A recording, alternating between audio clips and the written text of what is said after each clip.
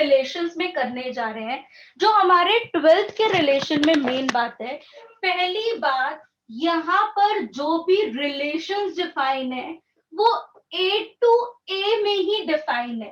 Actually में अभी तक मैंने जो दो बात करी वो ए और बी में करी, ठीक है। लेकिन अब जो हम 12th standard NCERT based on मैं बात करूं, हम जो रिलेशंस पढ़ने वाले हैं वो ए क्रॉस ए के बीच के ही पढ़ने वाले हैं। यानी कि हम यहाँ पर जो अब रिलेशंस की बात करेंगे वो रिलेशंस ए क्रॉस ए के ही होंगे। ए के साथ ही जो रिलेशंस होंगे, मतलब एक ही सेट उसमें इन्वॉल्व होगा, दो सेट इन्वॉल्व नहीं होंगे।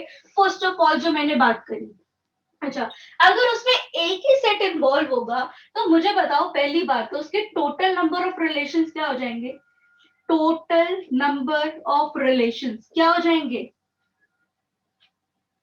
अगर इफ ए के अंदर n एलिमेंट्स है, अगर ए के अंदर n एलिमेंट्स है तो टोटल नंबर ऑफ रिलेशंस क्या हो जाएंगे? टोटल नंबर ऑफ रिलेशंस क्या हो जाएंगे? बिल्कुल बढ़िया, दैट इज 2 की power n square.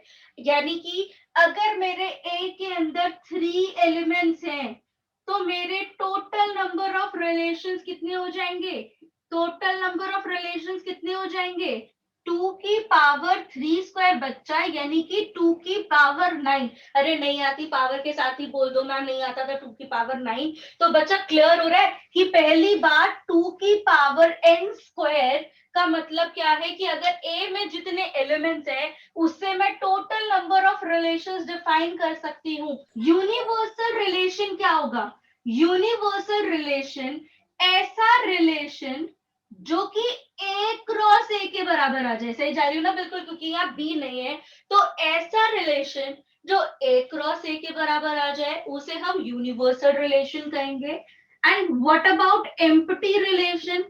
Empty relation किसे कहेंगे?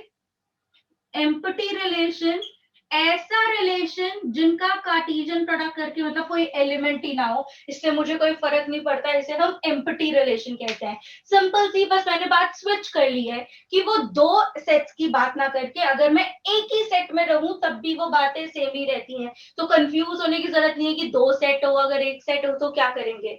यहां तक के रिलेशंस में किसी को कोई दिक्कत? यहां तक के रिलेशंस में चलिए एक बार ये सारी बातें हम पहले एनसीईआरटी से पढ़ते हैं। हाँ जी, सबसे पहले आ रहे हैं हम टाइप्स ऑफ रिलेशंस के अंदर कि मेरे टाइप्स ऑफ रिलेशन, कि हम यहाँ पर डिफरेंट टाइप ऑफ रिलेशंस के बारे में स्टडी करने वाले हैं। सबसे पहले, a relation R is a set is called a empty relation if no element of A is related to another element of A।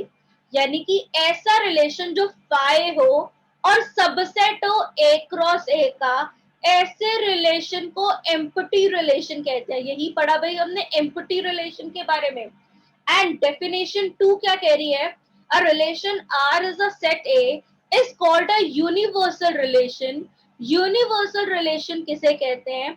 If each element of A is related to both to every element of A। यानी कि जब R A cross A के बराबर ही आ जाता है, ऐसे relation को हम यूनिवर्सल रिलेशन कहते हैं। Both the empty relation and the universal relation are some types of called a trivial relation। Trivial relation का मतलब है ये दोनों तो हमेशा ही एग्जिस्ट करते हैं। ट्रिवियल मतलब जो होते ही होते हैं भाई, ये तो रहेंगे ही रहेंगे, ये कभी भी नहीं जाते। ऐसे रिलेशन को हम ट्रिवियल रिलेशन कहते हैं। सही जा रही हो? बिल्कुल, empty relation and universal relation.